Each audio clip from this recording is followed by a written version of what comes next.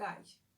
Uyu mwanya wa none aha bene data turi kumwe hano kuri Pure Gold Channel, n'uyu ni umwanya mwiza cyane, ni umwanya nezerewe mwese ndambuye ibiganza mbasuhuza mu izina rya Yesu kandi mbakira hano kuri Pure Gold Channel kuri uyu munsi wo kuwa mbere, uyu munsi wo kuwa mbere itariki ya 17 z'ukwezi kwa gatanu 2021, ni umunsi tugiye gutangira ikiganiro gishya ugiye gukunda cyane. Ikiganiro gishya kuri hano kuri Pure Gold Channel cyitwa isaha ya 9. Isaha ya 9 ni ikiganiro tugiye kujya duhuriraho uko Imana izajya inshoboza, tukaganira ku ijambo ryo gusenga. Ijambo ryo gusenga. Gusenga ni ikintu Imana yanshyize ku mutima nkimara kwakira agakiza. Gusenga ni intwaro nkunda cyane. Niyo mpamvu Imana yabinshyize ku mutima kugira ngo twigire hamwe gusenga. Nagira ngo rero mbamenyeshe bene data, wenda ba mbere bashya hano kuri iyi channel yacu, channel yawe nkuko nabivuze ni iyawe, iyi Pure Gold Channel ni iyawe, ni iyanjye, ni iyacu twese, kugira ngo twese tujye tuyikoresha twubaka ubwami bw'Imana, dufatanya gukora umurimo w'Imana. Nagira ngo rero aba mbere cyangwa se abashyashya, nagira ngo mbabwire ko nitwa Jose, amazina yanjye nitwa Irumva Jose. Ubwo rero nkagira ngo rwose mwisange dufatanye n'abandi bose basanzwe bayimenyereye.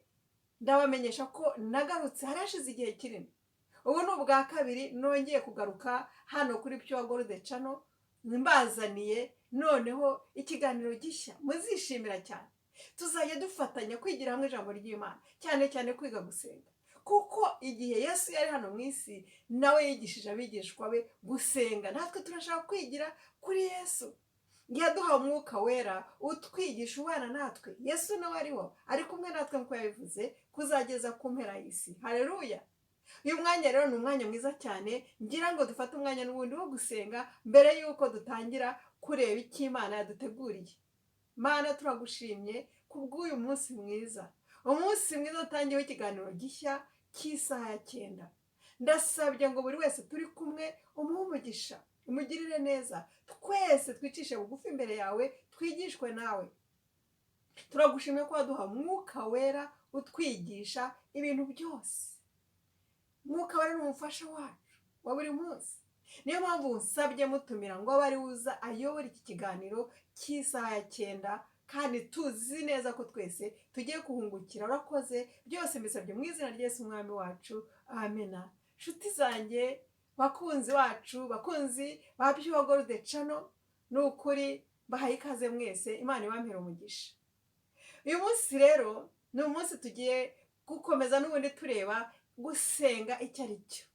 Gusenga, Yesu Kristo yabigeranyije nk'urufunguzo. Yabwiye Petero ati nguhaye imfunguzo zo gufungura ijuru.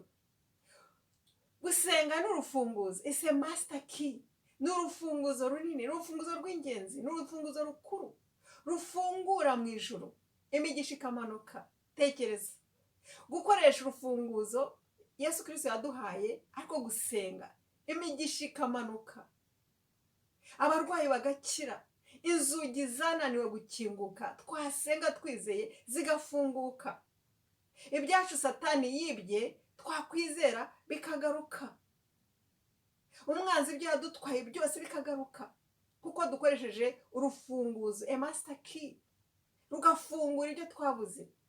Wowe ujya gusaba akazi ukakabura, inzugi zose ugakomanga zigafunga. Iyo ukoresheje urufunguzo, a master key, gusenga, zirafunguka, Imana ikaguha umugisha.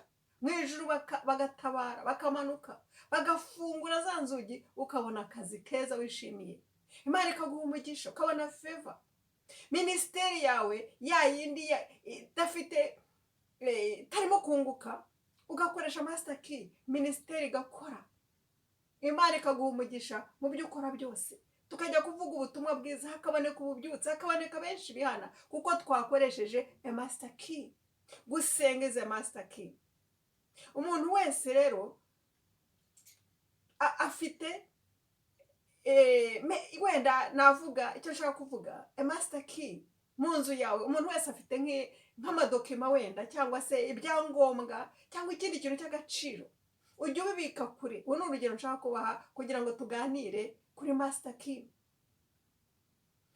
Dokima zawe wenda tuvuge pasiporo, amadiplome n'ibindi byangombwa bikomeye by'agaciro cyangwa se n'amafaranga.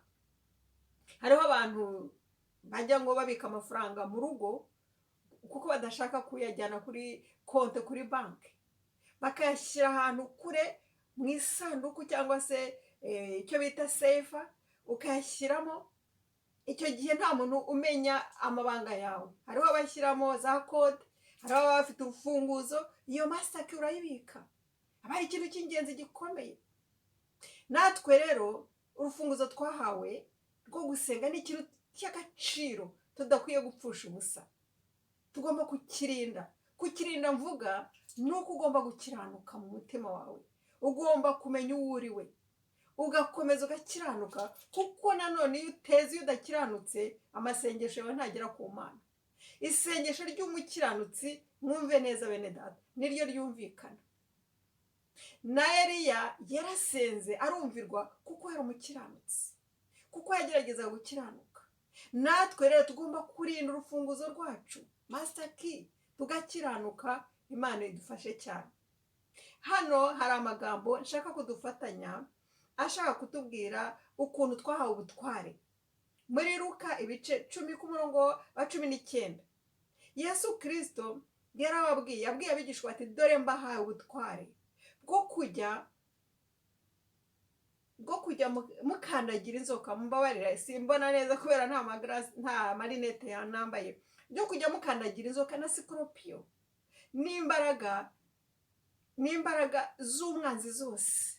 Yesu Kristo yahaye ubutware abigishwa be ngo bakandagire inzoka na sikoropiya n'imbaraga z'umwanzi zose. arabwira ati kandi ntacyo muzaba, abo badayimoni ntacyo bazabatwara, Satani ntacyo azabatwara, kuko bararinzwe. natwe turarinzwe, abana b'Imana abakiriye Yesu Kristo. tugomba kwakira ubwo butware. ubwo butware ni ubwawe nanjye, turarinzwe. iyo ufite Yesu Kristo muri wowe, uragenda wizera, ukoresha izina rya Yesu. ni Yesu uri muri wowe, wirukana abadayimoni, wirukana inzoka, wirukana Satani, ibyo byose ukandagira Satani, ukandagira iyo nzoka na sikoropiyo. ubu ni ubutware twahawe. ugomba kumenya uwo uri we kandi ukamenya ukurimo.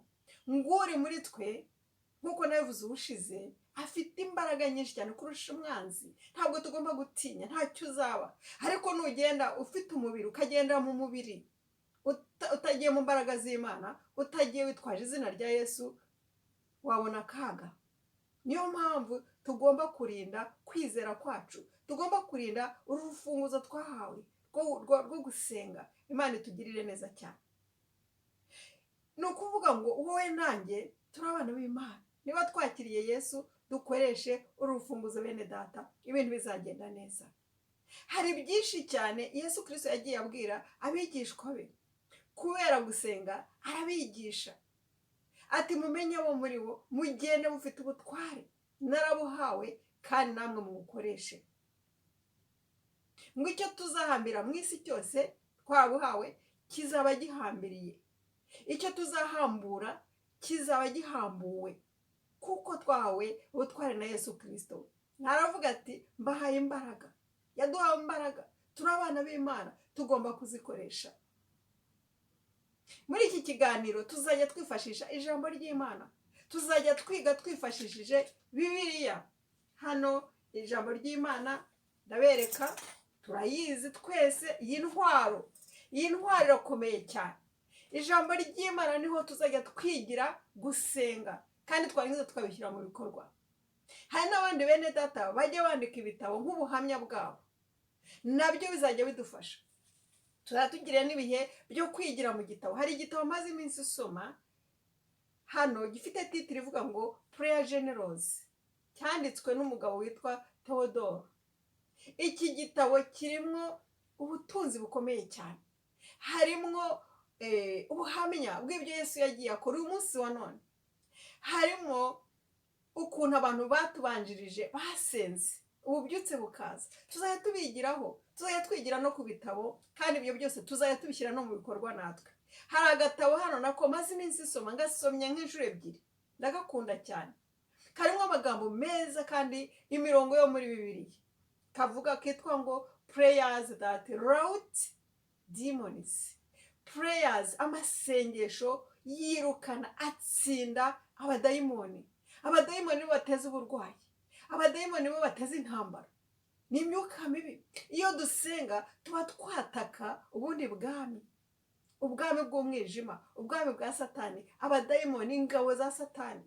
Ariko hano muri aka gatabo wakanditse harimo imirongo myiza cyane yavuye muri Bibiliya tuzajya dukoresha zo kwirukana abadayimoni, zo kubatsinda, zo kubanesha, zo kwirukana tugacyaha bakavaho, tukabatwika n'umuriro wo mu ijuru n'imbaraga z'Imana.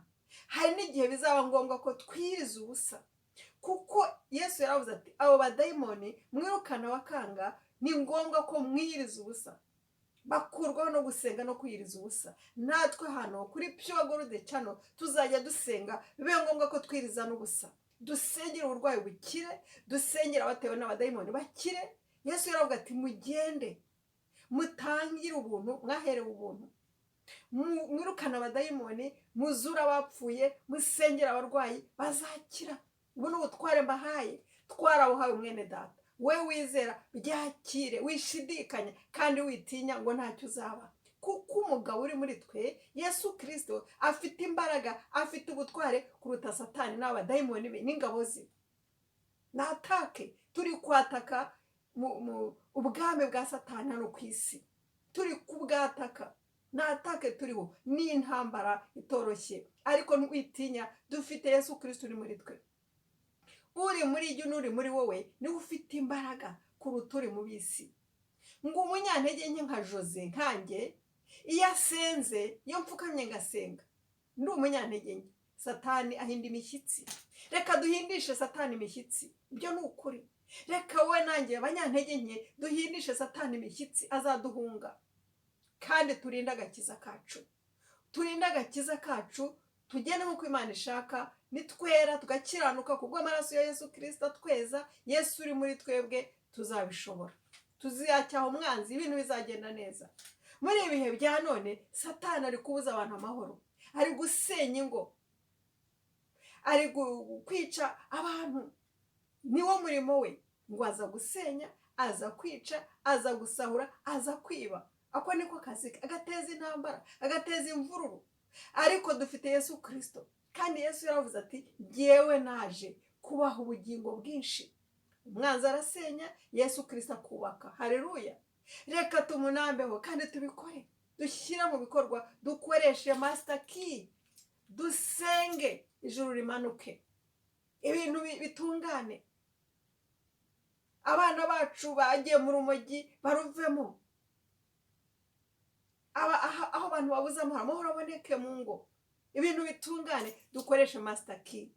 Igihe kizajya kigera duhurire hano kuri Pure Gold Channel, dusenge nyagusenga, dufate nk'icyumweru cy'amasengesho, iminsi 21, iminsi 40, uko umwuka azajya tuyobora, ariko tubone ko ibintu bitunganye kandi dushubijwe.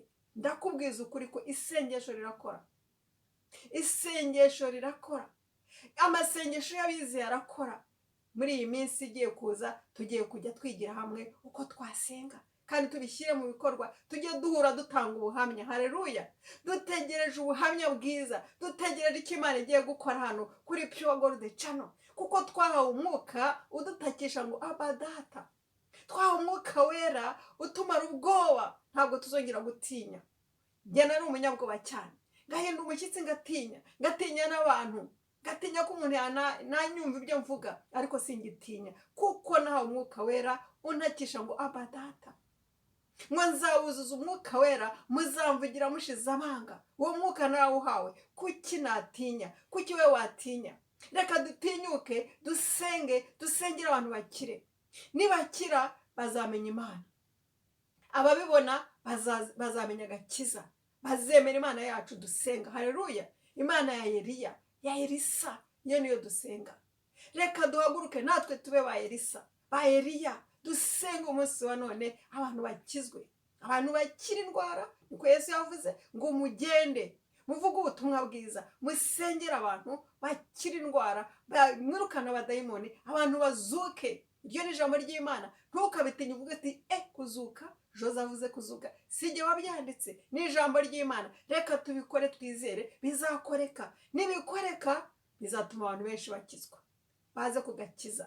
Aho niho tuzabona ububyutse, niho tuzabona revive hano mu isi, intambara zirangire, kwangana birangire, ingo gusenyuka biveho, amadivorce arangire. Ndakubwiye ngo we nanjye reka tugire icyo dukora, reka tugire icyo dukora, turwanye umwanzi kuko twahawe imbaraga. Haleluya!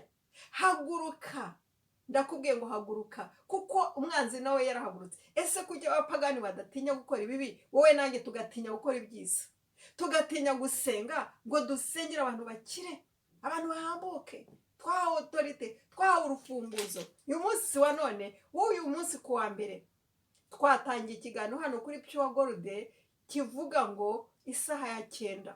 Isaha ya 9 ifite ikivuga kuri jye. Iri zina Imana yari impaye, hari impamvu z'iki isaha ya 9 imbwira. Tuzabiganiraho, nubikenera nzagusobanurira. Ariko ndakubwiye ngo iki kiganiro cy'isaha ya 9 kizatugirira umumaro hano kuri Pure Gold channel. Reka ne kubatinza bene data, tugarukira aha, tuzakomeza ubutaha. Ndakubwira ngo ntugacikwe n'iki kiganiro, tuzakomeza ubutaha kwiga nanone uko Yesu yasenze ndetse n'abigishwa be. N'uyu munsi wa none uko abandi basenga, tubigire, dufatanyije muri ijambo ry'Imana, dusengera abantu. Ndangije ngira ngo nkubwire ngo Imana ikumpera umugisha wo kuri iki kiganiro, kandi nkushimira komenti zawe zizagira umumaro mu kubaka ubwami bw'Imana, mu kunshyigikira, mu kumfasha. Komenti zawe no gusharinga n'abandi bizagira umumaro kugira ngo dufatanye ijambo ry'Imana, kuko isi yose, abantu hano mu isi barimo bagomba gukizwa n'icyo Yesu ashaka. Bose bagomba gukizwa, tugomba gushyira hamwe tugafatanya gusenga kugira ngo abavugabutumwa bagende bafite imbaraga. Haleluya! Kuko gusenga is a master key. Nibyo bitera imbaraga, nibyo bituma umwuka waramanuka, tukavuga ubutumwa bwiza abantu bagakizwa. Reka twe gutinya, Yesu Kristo yadutinyuye kandi yaduhaye imbaraga z'umwuka wera zidutinyura. Imana iguhe umugisha. Navuga byinshi, mumbabarire, narondogoye kuko iki kiganiro kiranshimishije cyane. Isaha ya 9 ntikagucike. Ugira umunsi mwiza n'abawe bose, tuzakomeza ubutaha. Be blessed. Bye bye. Hallelujah.